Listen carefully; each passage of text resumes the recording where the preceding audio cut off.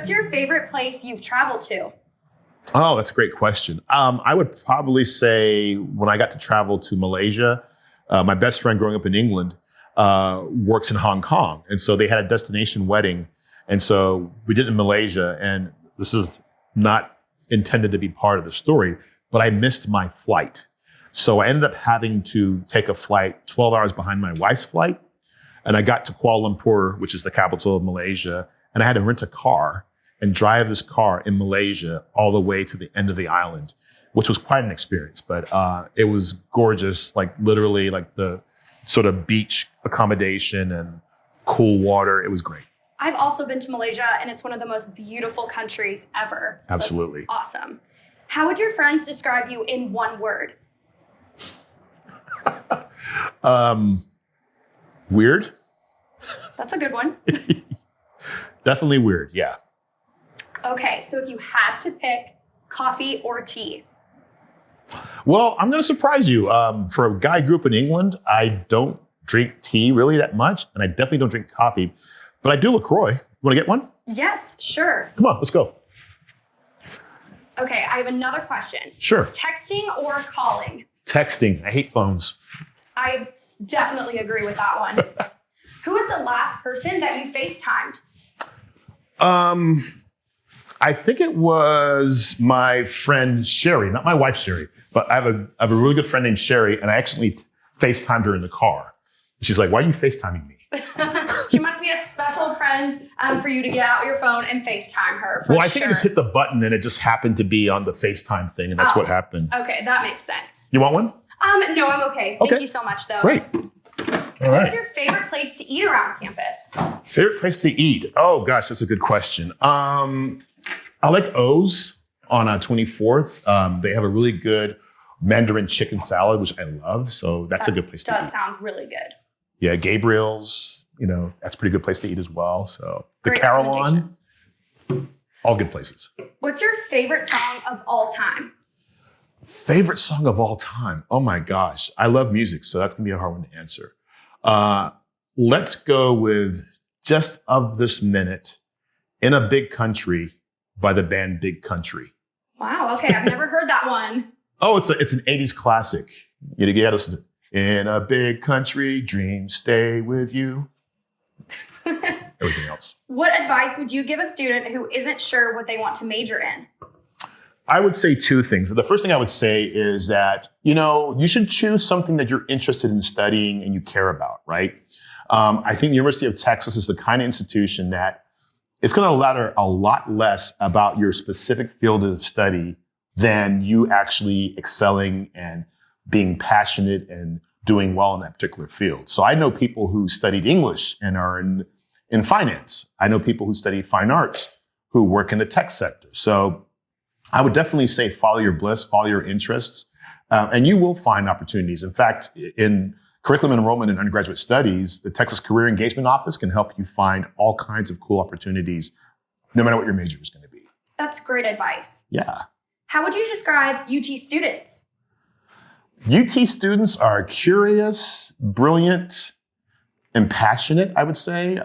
Pretty much any interest in the world, somebody on this campus has it at the highest level. They're usually on Speedway on Mondays trying to get you to join their organization.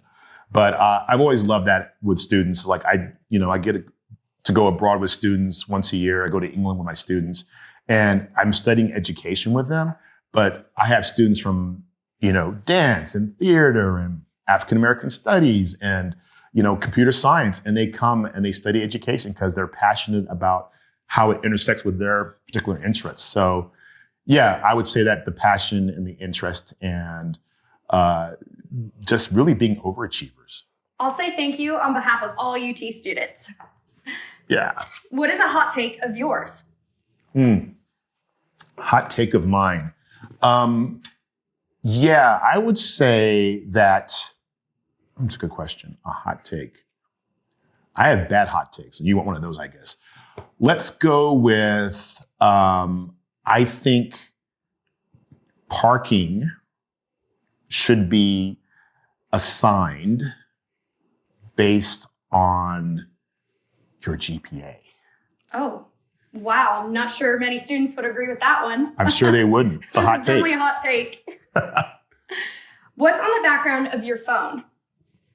It is a mural, and I can't remember the name of the designer, but he's a Japanese designer, and he designed a lot of murals, book covers, albums, and advertisements in the 1970s. And he actually did a series of illustrations for the Life Science Library, not the Life Science Library, but the magazine Life had a bunch of books called the Life Science Library.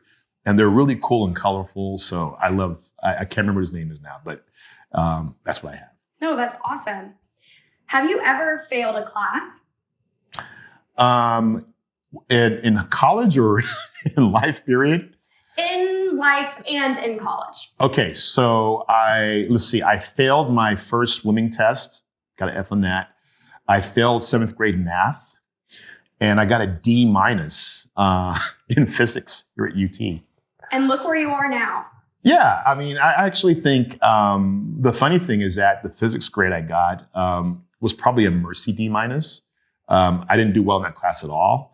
And I ended up actually working with the professor that I earned the D in the class from.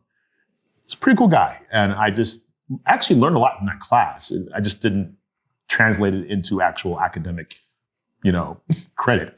But I actually spent a little bit of time on academic probation, which was not my finest moment, but I learned a lot from that. So I'm glad I had that experience in retrospect. What was your favorite college class? Oh my gosh, I had so many. I will say I took a class on hip hop with Professor Kermit Campbell in 1993. So those of you, Marissa, you're younger, but 1993 is like the epicenter of hip hop, in my opinion. So we had the Ghetto Boys, EPMD, Run DMC, Gangstar, Public Enemy, and I was taking a college class about it. And I was just like, I can't believe I'm taking a class on something I'm so in love with, but it was a real class, and I had to actually write essays. So one of the things I did that was really cool, this is a cool story. The professor who taught the class, Kermit Campbell. When I got tenure at UT, I thought I was gonna send him an email and tell him I'd gotten tenure. And I decided for some reason to give him a call. I called his office, I found out where he was, and the phone rang. And he picked up the phone, he says, "This is Professor Campbell." And I said, "Professor Campbell, this is Rich Reddick. And I took a class with you in the 1990s at UT Austin." And he was like, "Rich, I remember you." He's like, "What are you doing now?" I'm like, "I'm a tenured professor at UT Austin." And he went silent for a minute. He says, "You just made my day." He was probably the first young Black male professor I'd ever had. And I think something about seeing him in the classroom made me think that maybe I could do this. So that's such a special moment. Yeah. Thanks for sharing that. Do you have any superstitions? Oh, I have tons. My mom's from Jamaica. There's a lot of Jamaican superstitions. One is never put, if you have a purse, never put your purse on the ground or you'll always be poor. So if you have a purse, or I would say a wallet, I guess would also apply, keep it above the floor. Wow, I need to do that from here on out. You should. So what do you think about beaches or mountains? Oh, beaches, definitely. My mom's from Jamaica. I used to live in Florida. Mountains kind of scare me. And I've been told if you go in a mountain, it's hard to breathe. So I have asthma. So keep it at sea level. I definitely love the beaches as well. Are you an early bird or a night owl or both? Okay, so in college, I was a night owl for sure. But having 2 children has made me an early riser. And they were just genetically predisposed to get up early in the morning. To this day, they do the same thing. So I get up naturally about 6 o'clock in the morning. But if people who knew me in college would say, "Dude, you never did anything before 10 o'clock in the morning." It's true. How times have changed. Absolutely. What is your biggest piece of advice for UT students? I think to be open to opportunities. So literally when you go to a lecture and the professor says, "Here's my email," or they say, "Come visit me in office hours," or they say, "I've got a really cool study abroad trip like mine to England," take them up on that opportunity. Don't think it's not for you. Don't think that nobody else will follow through in the whole thing, because believe it or not, I do it all the time. I say, "Hey, here's my email. Come visit my office." And every so often a student will pop up and like, "You actually were ready to meet with me?" I'm like, "I said to come meet me in my office. You came." So yes, follow through on the opportunities you have. The professors are for sure one of the best parts about UT. Yeah. Well, thank you so much, Dr. Reddick. I better get back to studying, but I hope you have a really great evening. Well, you too. And Marissa, good luck with everything. As we always say, hook 'em horns. Thanks so much. All Bye. right. See you later.